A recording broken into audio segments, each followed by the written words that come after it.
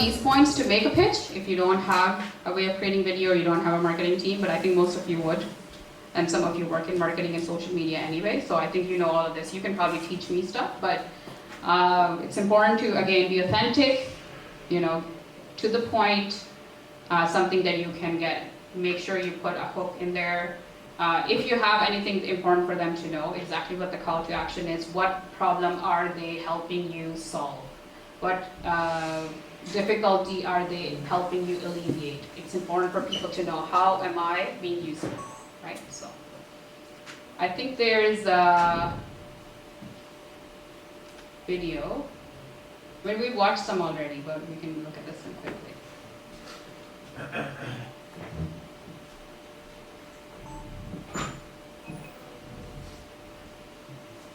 The Muslima Box is a curated lifestyle monthly subscription box from groundbreaking Muslim businesses across the globe. Treat yourself or a fabulous Muslima to a monthly gift of 4 to 6 phenomenal products catered towards the modern Muslim woman. Beauty, diversity, faith, strength, and sweat.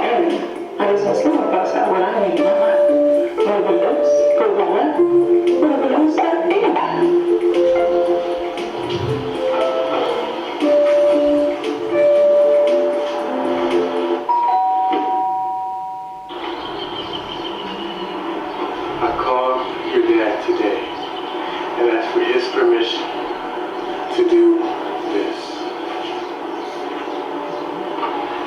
Oh my God! Subscribe today at www.muslimgirlmajic.com to receive your Muslima box right to your doorstep. Anyways, so I mean, you can put humor. Humor is always a good thing to have because it helps you connect with the audience, right? But let's just say, I wanted you to understand, like, so that video started with this, like, kind of very easy to do where they're just this hand putting things in a box, right? Like, that's very easy to film, and it was like a voiceover before they started having the skit part where the girl's looking at a video and things like that. So even if you couldn't do the actual filming and, you know, shoot a whole, like, a scene, you could still do the first part, which I think when I started watching, I'm like, okay, I know exactly what this product is, right? And I would know if I want it or not. I don't need to see the rest of the video to understand that, even though it's fun to watch, but that's what I'm saying. So sometimes it's very easy. You can just think of creative ways. It could be a voiceover, it could be something you've shot, and then you just kind of put it together using a software. These days it's very easy to do that. We have another video, but since I only have 10 minutes, we can watch this later if we have time. That's just a video that Launchpad has done, right? So we're almost done. And I think important thing is I was talking about this earlier, is how I showed you could have, let's see what these guys have. Yeah, so you can have different giving levels, right? And you can set a limit, by the way. So sold out means that nobody can donate at this level. But you wouldn't do that for a charity. You would do it for a product, right? The way I would recommend, especially for a charity, you're trying to raise money, donations, think about what people normally donate to you, right? So I don't know if you've ever done this, but you know how when you design a pledge form, you know what I'm talking about?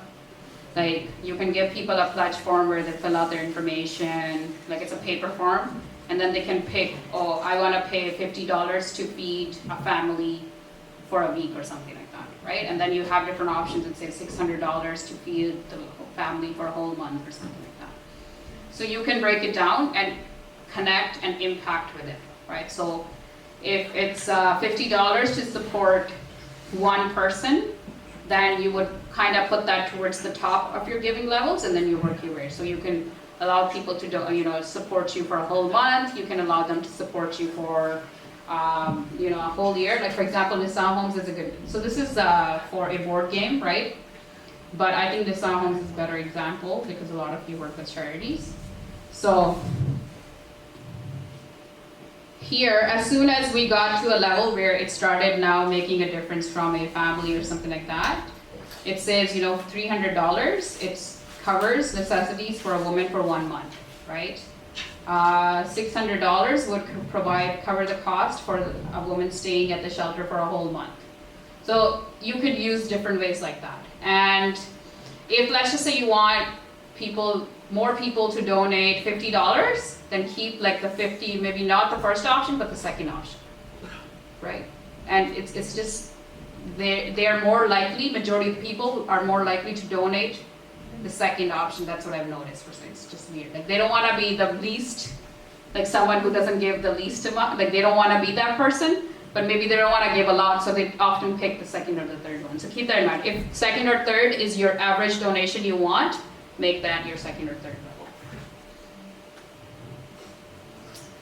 level. Okay. So that's just pretty much the first session. We have a break before we go into building your network and just putting together a strategy. Like now that you understand the basics of crowdfunding. But important thing is to always tell a story. You have to be authentic, right? So be yourself. Never try to copy. You can take the ideas, but you have to adapt them so they work for you, and they become a voice for you, right? And give people a reason to support you. You don't have to tell them everything, but it's important to tell them enough. So it shouldn't be too short, but it shouldn't be like extra information that nobody needs to know, right? It's using equal in this context. It's equal chances. Yeah. You can say equal chances, or that's why I said equal opportunity. Equal opportunity. Yeah, it's easier to understand then. So yeah, or you can use like another thing you can say, give them their childhood back. Yeah.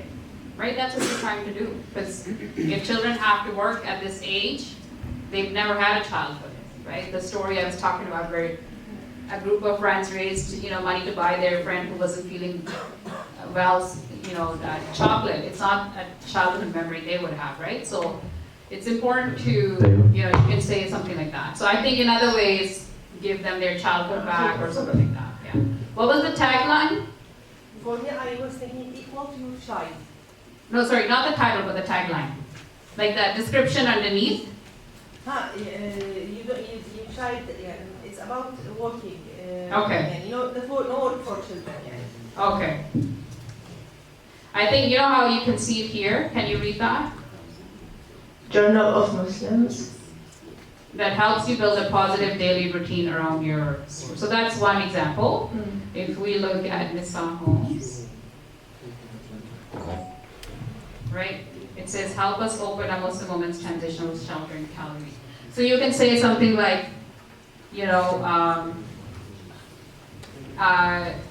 let these children go back to school and not have to work or something like that. You want to be a bit more specific, because as I said, when we as humans want to support something, we want to know what value are we, because we are a bit self-centered, let's just be honest. As humans, we want to know, what did I do that made a difference, right? So you have to play to that psychology, right? So you have to give them, okay, if you give me money, this is the difference you're making. Which you have the idea, it's just putting the words so that it relates to the audience. Yeah. Okay, thank you for sharing, I appreciate it. And hopefully you can do this project, it sounds really nice. Yeah. Okay, so that was good, thank you for sharing. What we're gonna do now is our next stage of this workshop. Is to essentially the strategy and what you need to do. So when should you start planning? I would say for a charity, right, where you have to really prove a lot in terms of who you are, what you've done. Typically we say, okay, 2 weeks, but I don't think that's enough time. For example, when I did the Nisa Homes, I would say we spent about a month planning for it, right? And the reason being is that it's not just about the project. You have to know how much are you going to raise, right? Like you need to have your budget done. You don't want to put a number there and then you're way short, right? Even though you're going to start with 10,000, but okay, overall, I want to raise $60,000. So when we started from Nisa Homes, we started with, okay, our first goal that we really want to reach it's important for us to like make a difference in our project is $60,000. If we hadn't received $60,000, we knew our project wasn't going to be successful. So it's important for you to have that understanding, right? And then you need your material, like you need the pictures, you need your description, you need to sit down. So like actually making the page will take some time. It's very easy to put the information on the website. It's more the content that needs work, right? So actually creating the page, like going to launchka.com, clicking starting your campaign, it's very easy. That you can do within an hour. It doesn't take long at all. But if you don't have the content, like if you don't have the description and the pictures and the video, then there's nothing there. So that's why I would say for around 4 weeks would make it easy for you. You can still do it in 2 weeks, but it's not something you can do like within 24 hours or something like that. Especially if you haven't done a lot of campaigns. If you are somebody like I was showing you IHCRO who've done like 29 projects, it's a lot easier for them. It's part of their daily routine in the marketing team, right? So keep that in mind. So I talked about this earlier. Have a team. You have to have people who are excited about it. Most likely they're not introverts, so let's keep that in mind. Because crowdfunding, again, it's about the crowd, it's about the publicity. So you need people who are excited about sending someone a message or calling someone up or talking to people, right? Like I don't have a picture of this, but I was so impressed by this UK charity. It was a student group, and they wanted to raise money, right? And what they did is to expand their network. So you know how on a university campus, like let's just say you just had a Jamasala, right? So after, like it's a big crowd, they had a clipboard, like a physical clipboard, and a paper on it with a QR code on it. Everybody knows what a QR code is, right? So they had a clipboard, a paper, and a QR code on it. All they did, and that QR code was for their launch campaign. Okay, they stood outside telling everyone to just take that and please donate. Like they could have just, accepted donations a different way or whatever, but I guess they didn't want to deal with the cash and all that. And it's a student group, right?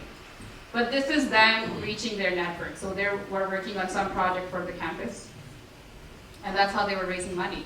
Again, you need people who are willing to do that. Some people don't want to stand there with a clipboard and a paper with a QR code and ask everyone to scan it and donate. But that's what I mean. Like, so you need people who have the ability to talk, and it doesn't have to be done the way I just explained. It could be done in a way that makes sense to you. But the thing is that you have to be comfortable with the vulnerability of asking someone for money and then turning you down. Right? So you're gonna have so many people say no, and then eventually somebody's gonna. So there's a lot of that. So whoever is part of your team, they cannot be feeling like, oh, it's not happening, because you have to keep at it the whole time. Right? So this is the kind of people that you need on your team. So as I just explained all this, so what you can do is you can come up with ways of constantly promoting. That's where your social media schedule can come. I wonder if I have, no, I don't have. Yeah, so you have to promote it constantly and then list out. So for example, you have 3-4 people, right? Everyone should have a task that they're working on. It could be daily, it could be weekly, right? And you have to have check-ins on a weekly basis at least, or probably sooner. So you're checking up, you're talking, like let's just say you have somebody on your team and they talked to someone and they got feedback, right? Feedback on the campaign or why they, so it's important to talk about it and make adjustments. You can change the description, you can change the material on your page as you are working on it. Once your campaign is live, it doesn't all have to be, it's not like, oh, you made the campaign live and now you can't change it. So keep that in mind. So if you want, we can do this right now, where you can come up with 5 people that you're going to ask to join your team for your campaign, and then you define specific expectations for them, like what exactly they need to work on. You guys want to do that now?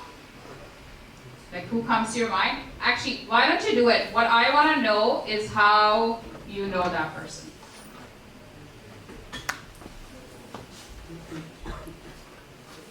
So just take 30 seconds, come up with 5 names, and I want to know how you came up with them.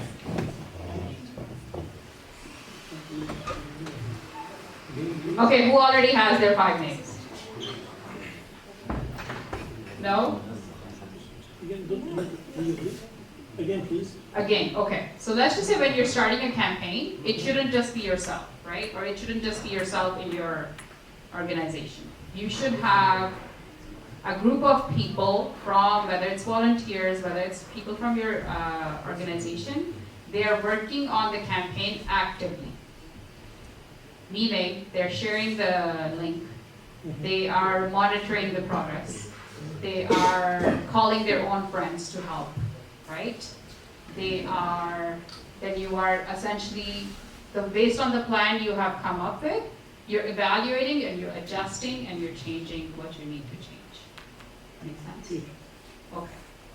So, remember earlier I talked about how in my team, it's not just people I work with, but I also think about who from my family I can put in there. Right, so that's what you have to think of. Depending on your campaign, depending on the audience, you can put different people. So who would be the 5 people you would, or 4 people who would help you with your campaign? It could be someone from your charity, like your organization. It could be people you know who volunteer with you. It could be a friend. So Neighbors, friends, neighbors, family, yeah, colleagues. colleagues, yeah. But these people are working on it actively. They're not donating. They're helping you get donations. Make sense? The difference is they are working on it every day to try and get more donations. It's like traditional fundraising. Uh-huh. Yeah. Okay. Does anybody have names or no? Names. You want to share like how you came up with your 4 people?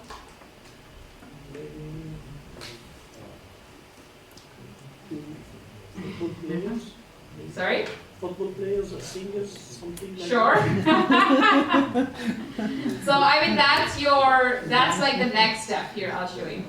Yeah, but this is how to help you get donations, not in the campaign building it. Yeah. This is more like, let's just say it's you and you have 3 other people. All 4 of you are working on implementing your plan. Yeah, exactly. That's right. And I know all of you majority of you are from charities, so it's a little hard to think like that. But that's where I want you guys to be not afraid of doing that. Because especially if you are a charity, use the volunteers. The people who just come support you, they will be great asset for you. If I actually like do a campaign, I would think of someone who creates the content. Okay, Someone, exactly. Yeah, someone who understands in marketing, videos, and visual content, and also someone who has good relations, direct ones. Like good network. Yeah, You know good lots of network. people. Exactly. Yeah. And also someone who follow apps and like do check-ins and so on. So this is. Okay, perfect. Yeah, so another thing that we have found for this group of people, right? While you can use your social media like Facebook and Twitter, you also need to be able to get the buy-in. You need a phone call or you need to just meet people in person. So like, for example, another thing you can do is set up a coffee, right? Like you're meeting this person for a coffee and then you can say, okay, this is what I'm gonna be working on, can you help me with it? Right, especially if you're not a big team. And then this is something that your team members can help you do, so you can reach more people. So like how you're talking about someone who has a good network, but also that means typically people who know a lot of people, they're also busy, right? So you send them a message, it's going to be very easy for them to ignore you, right? So the way, I know it sounds like, oh my God, this again, why can't it be easier? But sadly, this is the reality. You have to do it the old-fashioned way. Again, think back to the point I mentioned, it's emotional giving. And the way you get that emotional buy-in is because you have invested, you sat down, you had a cup of coffee or tea, chai, right, with them. And you actually told them why it's important for you to educate the refugee children in South Turkey. You've explained, they've taken like whatever, 30 minutes, an hour out of their day to give you that time. And again, it's someone you kind of know, maybe they're not your like close friend. And that's what we have found. It's important to have social media, but it's also important to look at the old-fashioned channels, which are phone calls, talking to people in person. That's really important. So build that in your marketing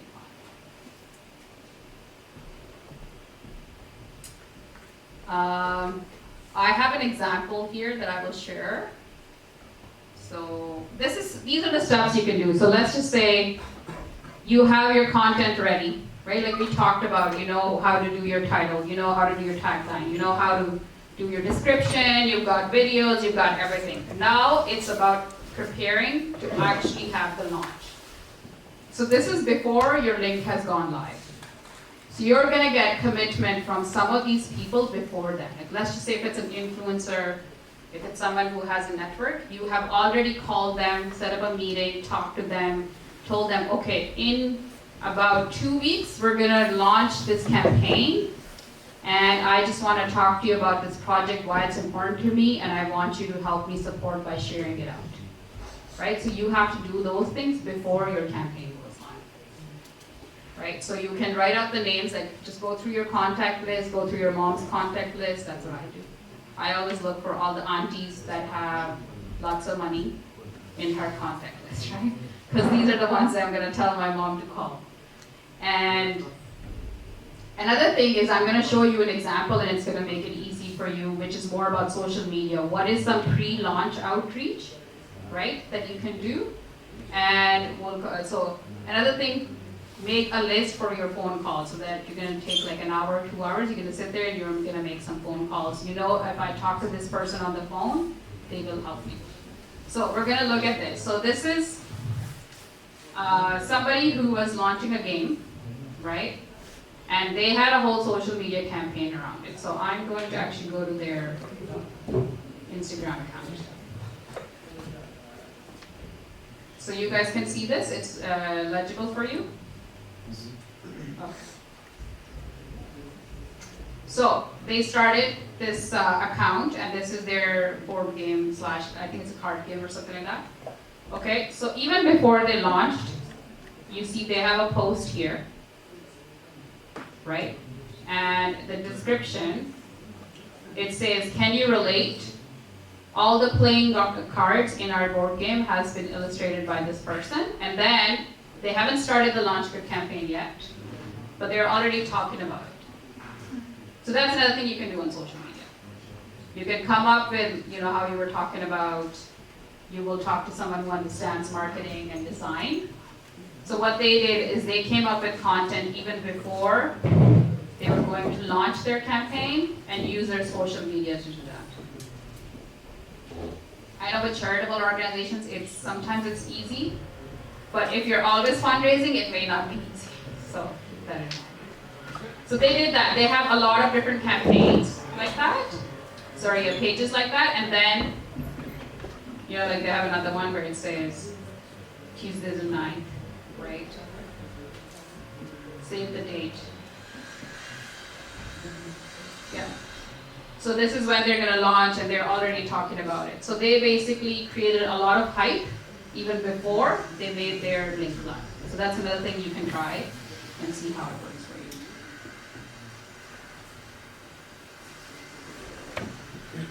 you. Okay, any questions about that? About making a list, talking to people, what are some challenges you find now in reaching your networks or talking to your donors? Anybody want to share? The punch it's not support for Arabic. Sorry? We cannot raise an Arabic content at punch.